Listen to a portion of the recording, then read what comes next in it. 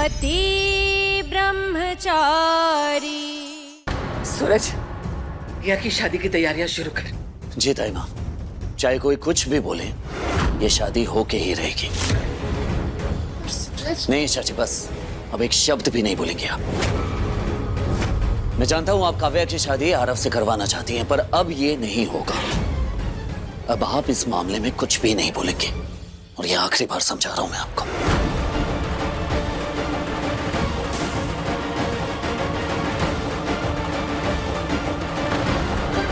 सूरज बिल्कुल सही कह रहा है। तुम इस मामले में कुछ मत बोलो, क्योंकि रिया की खुशी भाभी के लिए बहुत मायने रखती है, और मैं भाभी को तकलीफ में नहीं देख सकता।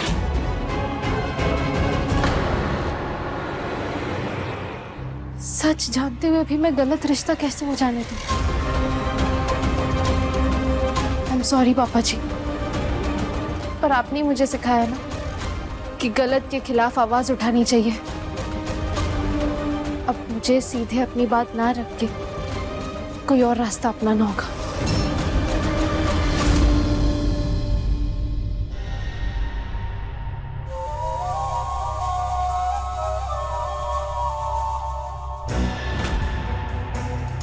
मैं सपना तो नहीं देख रही? जिस लड़की के पास एक कान की बाली नहीं होती, उसके पास में इतने गहने।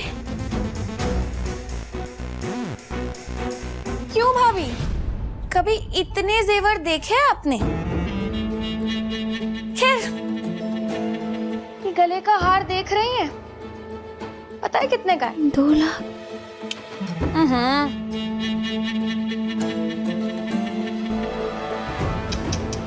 भाभी प्लीज, आपको आपकी सोच बढ़ाने की बहुत जरूरत है।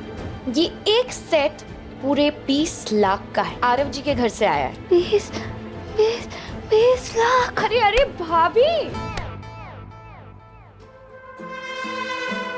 वैसे भाभी, मेरी शादी होने से आप लोगों का भी बहुत फायदा है। मतलब अगर मैं अमीर घर की बहू बनकर करोड़ों में खेलूंगी, तो आप लोगों के लिए भी महंगे गिफ्ट्स लाऊंगी ना।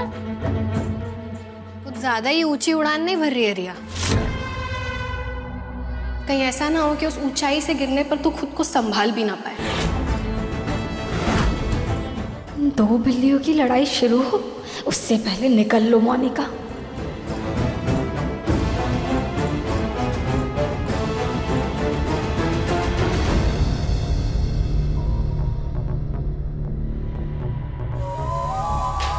बाबू, क्या हो रहा है? सर दुख रहा है क्या? तबीयत खराब हो रही है? चक्कर? अरे पैर दबा दूं? कोई बात हो गई तो बताओ, मैं डॉक्टर के पास ले चलूं। अभी तक तो कुछ नहीं हुआ है, लेकिन रिया की शादी तक ये दोनों बिल्लियां, मेरा मतलब है कि तुम्हारी दोनों बहनें लड़ लड़ के या तो खुद पागल हो जाएंगी या फिर मुझे पागल कर देंगी। इस शादी को रोकने के लिए ईशा का साथ देना होगा, क्योंकि एक वही है जो इस शादी के खिलाफ है। देखो वो सब तो ठीक है, लेकिन मेरी बहन। हाँ, सोच लो, तुम अपनी बहन के बारे में सोच लो। अरे पहले अपने बच्चे के बारे में सोचो ना। जब पैसे आ जाएंगे तो कहीं पे भी धूमधाम से तुम अपनी बहन की शादी करा देना, कहीं पे भी। हाँ, अच्छा ठीक है बाबू, तुम ही समझदार हो, तुम एकदम सही कहती हो। इसके लिए आज से हमें ईशा की टीम में रहना पड़ेगा। हाँ, ईशा टीम। ईशा टीम। अब जिसे पंख मिलेंगे वही उड़ेगा ना। वैसे तू यहाँ क्या कर रही है? कहीं मेरी कोई चीज चुराने तो नहीं आई? चोरी करना तेरी फितरत है रिया, मेरी नहीं। आरव जी मुझसे प्यार करते हैं, पर तूने उन्हें चुराया। ताई जी ने ये खानदानी कंगन भेजे हैं, इन्हें पहन ले आज। अब इतना प्यार से लाई है तो पहना भी दे। आखिर बड़ी बहन है, छोटी बहन की खुशियों के लिए इतना तो कर ही सकती है। वैसे काव्या, आरव को ना ब्यूटीफुल लड़कियां पसंद है, तो जैसी बहन जी नहीं। अब मेरी ब्यूटी देखकर उसका मन बदल गया, तो इसमें मेरी क्या गलती? वो तो पागल हो चुका है मेरे पीछे, मेरे अलावा कुछ दिखता ही नहीं है उसको। ब्यूटी। रिया, जितना मैं आरव जी को समझ पाई हूँ, एक बात दावे के साथ कह सकती हूँ, उन्होंने तुझे कभी चाहा ही नहीं। मुझे नहीं पता कि तूने उन्हें शादी के लिए कैसे मनाया, पर एक बात समझ ले, मैंने बहुत मेहनत से उनकी हिम्मत और उनके पैरों में मजबूती दी है। अगर तुमने उन्हें जरा सी भी चोट पहुंचाई या उनका दिल दुखाया ना, मुझसे बुरा कोई नहीं होगा।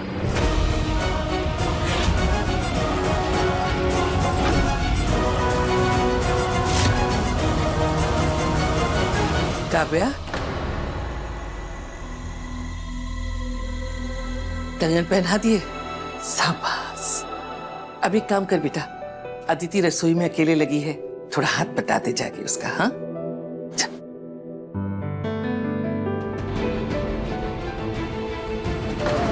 ताईमा, रिया और आरव का ये रिश्ता गलत है। कुछ भी हारी, मैं हारी। वो महारानी कहती है कि मेरी रिया और आरव की शादी ठीक नहीं है। बस ये शादी शांति से निपट जाए बेटा, और कुछ नहीं चाहिए। किसी की बुरी नजर ना लगे। माँ, मैं जानती हूँ आप किसके बुरी नजर की बात कर रही हैं। मैं भी देख रही हूँ ईशा भाभी पता नहीं क्यों मेरे पीछे ही पड़ गई हैं। तू फिक्र मत कर, बस खुश रहे। तेरी माँ का आशीर्वाद तेरे साथ है ना।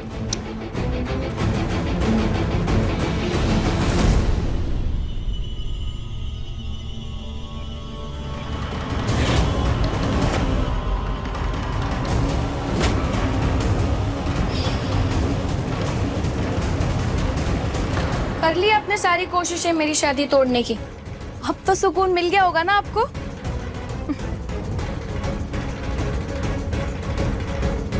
रिया, अभी भी मौका है। अच्छा यही होगा कि तुम सच को एक्सेप्ट कर लो। काव्या और आरव के बीच में से हट जाओ। उससे उसका प्यार, उसकी खुशियां मत छीनो। और ये बात अभी मैं तुम्हें बहुत प्यार से समझा रही हूँ। तो सूरज भैया का प्यार नहीं मिला ना आपको, उसी का बदला निकाल रही हैं आप मुझसे। और मैं क्यों छीनूंगी किसी का प्यार? क्या जरूरत है मुझे झूठ बोलने की? आरव ने सबके सामने कहा ना कि वो मुझसे प्यार करता है, तो क्यों आप बार बार आके अपनी ये बेतुकी बातें करती रहती है मेरे सामने? रिया, मैं तो सिर्फ तुम्हें सच एक्सेप्ट करने के लिए कह रही हूँ। सच बोल के तुम सबकी नजरों में गिरोगी नहीं, बल्कि और बड़ी हो जाओगी, और सबके दिलों में तुम्हारे लिए जगह भी बनी रहेगी। और अगर क्या भाभी, अगर तुम सबके सामने सच नहीं कहोगी तो मैं सबके सामने तुम्हारा सच लाऊंगी। फिर ना ही किसी के नजरों में तुम्हारे लिए इज्जत होगी और ना ही किसी के दिल में तुम्हारे लिए जगह। आरव तो तुम्हें नहीं मिलेगा, पर परिवार वालों का भरोसा भी तुम खो दोगी। सोच लो, अभी भी मौका है। ओह, आप मुझे डरा रही हैं? तो मेरी भी एक बात ना ध्यान से सुन लीजिए ईशा भाभी, मैं आपसे नहीं डरती। जाइए, जो करना है कर लीजिए। पता नहीं कौन से सच्चाई की बातें करती रहती है। अरे खुद का घर तो बसा नहीं पाई, 15-20 दिन में फाइनल डिवोर्स के पेपर्स आपके हाथों में होंगे। तो जाइए ना, करिए ना अपनी पैकिंग, कि मेरी विदाई से पहले आपकी विदाई तो पक्की है। आई बड़ी मुझे ज्ञान देने वाली।